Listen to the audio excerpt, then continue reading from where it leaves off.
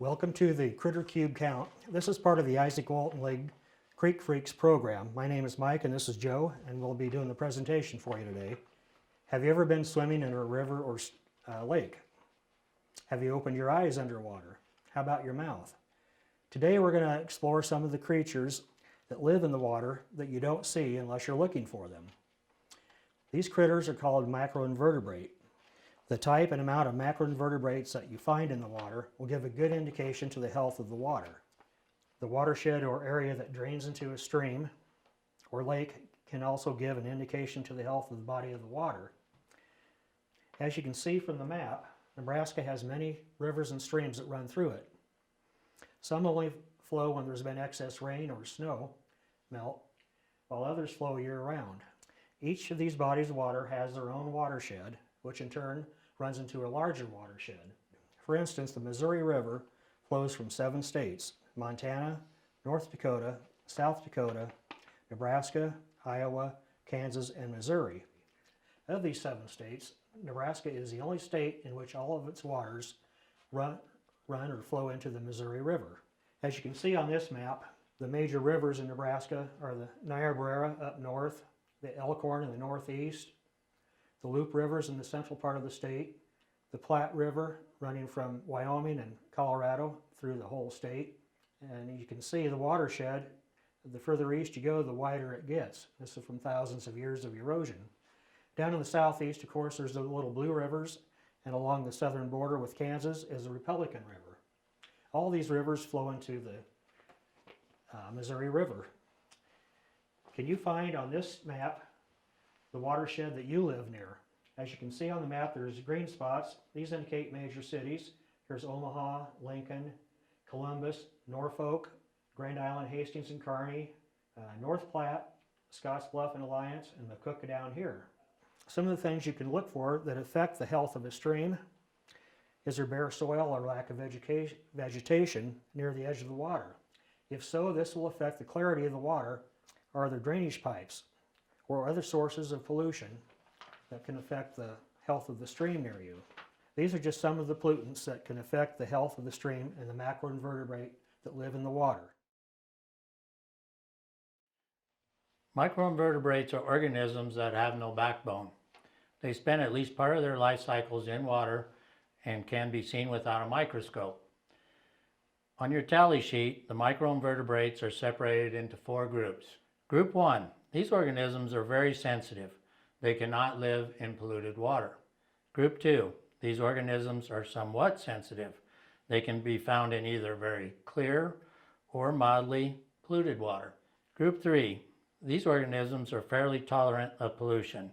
Organisms in this group can be found in either clean or somewhat polluted water. Group 4. These organisms are found in poor water quality. Organisms in this group are very tolerant of polluted water, but they can still be found in clean water.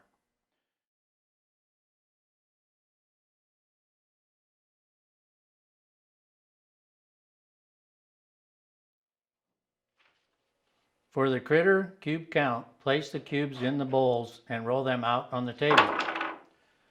Record on your tally sheet which critters are face up on each block.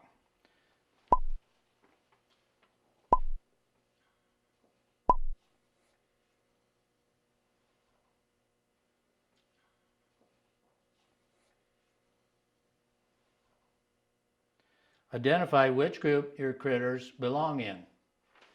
So Mike has gone through and he's tallied, marked down which group they belong to. And with each group, then you mark over in your little box how many are in that group. And once you get that tally, you flip it over. And you can take your tallies on the back side, mark your groups, and multiply them by the multiplier on the sheet, and tally it up, and then divide it by the number of groups you have of species, and you'll be able to tell what your water clarity and how clear your water stream is.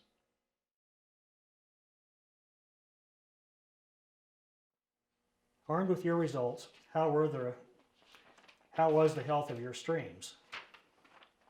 Macroinvertebrate are not the only creatures that live in the water. As you saw in your tally sheets, there can be crayfish, mussel, snails, frogs, and fish.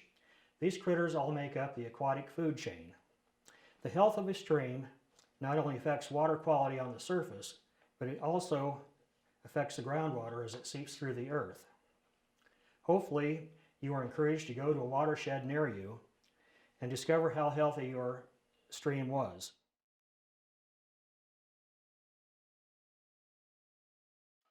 These are some of the tools we take along when we go out and search for macroinvertebrate.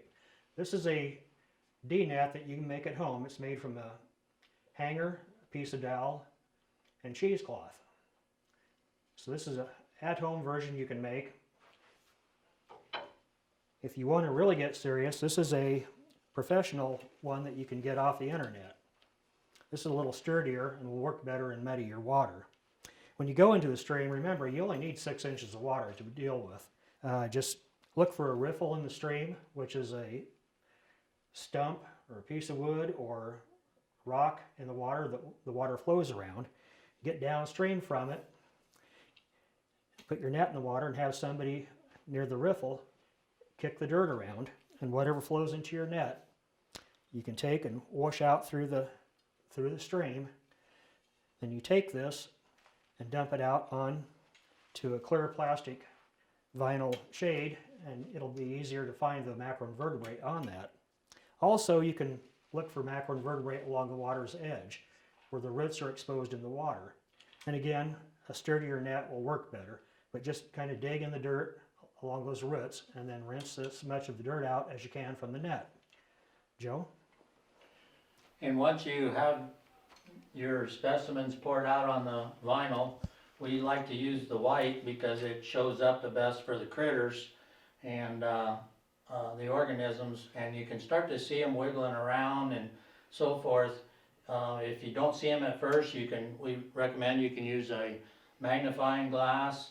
Also, once we get our organisms, we find them, we put them in our little plastic cubes that we have here.